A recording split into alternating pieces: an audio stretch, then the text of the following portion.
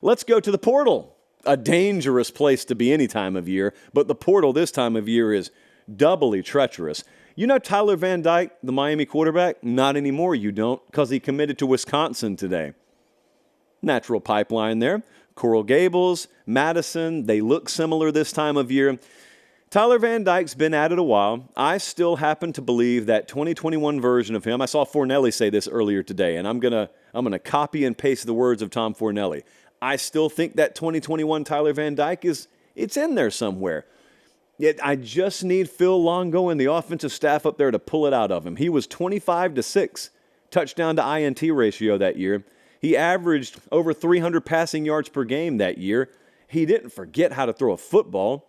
I think some of his struggle's been due to injury, and also he's had like 19 coordinators in his career. So, hey, what's one more? And so Tyler Van Dyke goes to Wisconsin today. Also, Riley Leonard. I'm not going to talk a lot about it because we expected it, but the Duke quarterback, Riley Leonard, he did make it official. He's headed to Notre Dame today.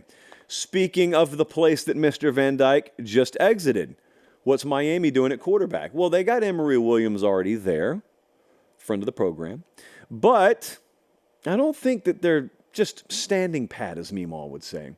Cam Ward, the quarterback from Washington State, the number 3 overall quarterback in the portal, in there on a visit. Will Howard, also in there on a visit. That's the number 4 quarterback in the portal. Now, my feeling on this is if you're looking on the screen, Ward number 1, Howard number 2. If you're looking at the rankings currently at 247sports.com, Ward number 3, Howard number 4. I tend to believe that's the order of preference for Mario Cristobal and his staff. And I think if Ward decides to pull the trigger for Miami, I think that'll be their decision. We'll see. I told you guys about 2 weeks ago when he went in the portal, we're going to have to wait and see what Miami does here. Like Miami deciding whether or not to get in this battle was going to go a long way in deciding how many other folks were going to be suitors. Because if Miami gets in this thing, they're getting in it with the sleeves rolled up. And I think Miami's in it, and the sleeves are rolled up. So let's wait and see. We think a decision's coming in the near future. It's portal season. Nobody knows anything. Walter Nolan, what's the latest update on the 5-star defensive lineman out of Texas A&M? Well, he took a visit to Oregon. It looks like he set up a visit to Ole Miss. It's the number 1 overall player in the portal right now.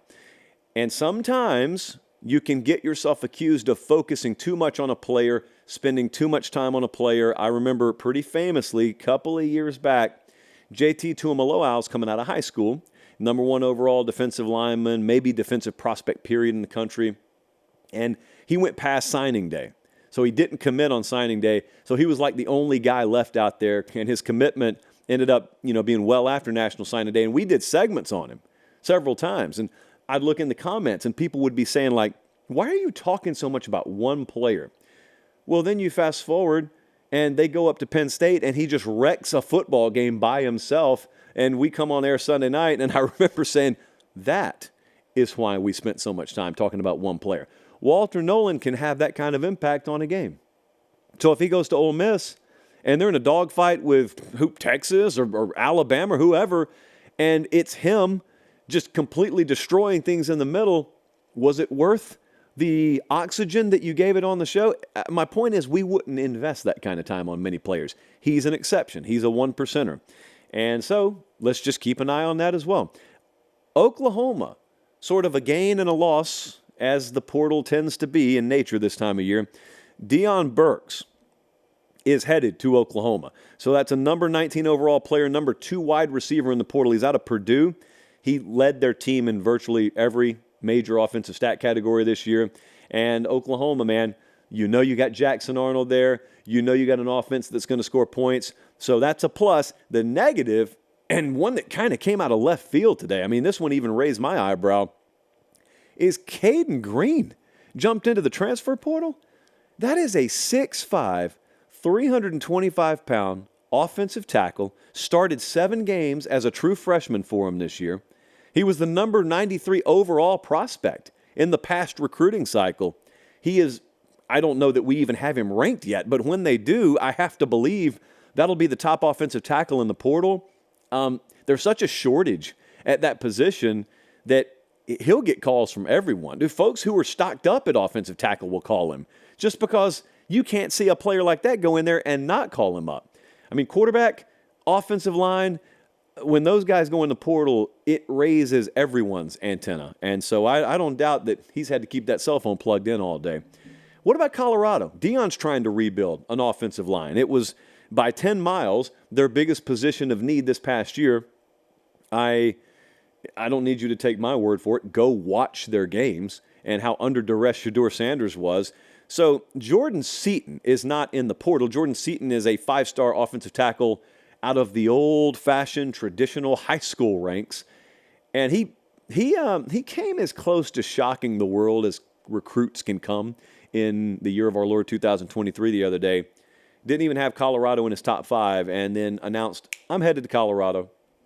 And I saw our buddy Jeff Schwartz say that commitment alone is worth more than any of the portal guys that they pick up this year. And I tend to agree with him because philosophically, you are not going to sell me on moving off my stance that you have to build offensive lines through recruiting. High school, not the portal. Now, there is a more radical approach to the portal in Boulder, Colorado than there is elsewhere. So they've taken 5 offensive linemen. So far, 5 of their 6 transfers are offensive linemen. None of them are Jordan Seaton. So Seaton probably starts day 1 out there, and I know it's much easier said than done. They need more like that. Out of the high school ranks, they need more like that, and they're not alone. But it's an interesting case study because if anyone's going to try to flip that philosophy upside down, it's Deion. And if anyone can do it, it's also Deion. Chip Trayanum, the running back out of Ohio State, he's headed to Kentucky. He's a number 5 portal running back. And look, Kentucky's doing a lot of what they did this time last year. They went and got Leary from NC State. Well, they've gotten Brock Vandagriff, a quarterback from Georgia. Last year, they went and got Ray Davis from Vanderbilt to be the running back. Well, they just got Chip Trayanum to be the running back. They got Raymond Cottrell. That's the wide receiver. So they've gotten quarterback, running back, wide receiver. They're still in it for some guys. This is just kind of the approach that I expect Mark Stoops to continue to take. I feel like one of the very underrated portal destinations in the country is Kentucky. Said it about Missouri as well. I think Lane Kiffin's sort of showcasing Ole Miss like that, but there are other places where if you're done with the bells and whistles, if you're not a sophomore, junior, senior in high school anymore, if you've been around the college merry-go-round a couple of times and now you just want to go get to work, get developed, and roll up your sleeves and sort of get down to the nuts and bolts of what it takes to develop you as a player, I think Kentucky's well-positioned to attract that kind of guy.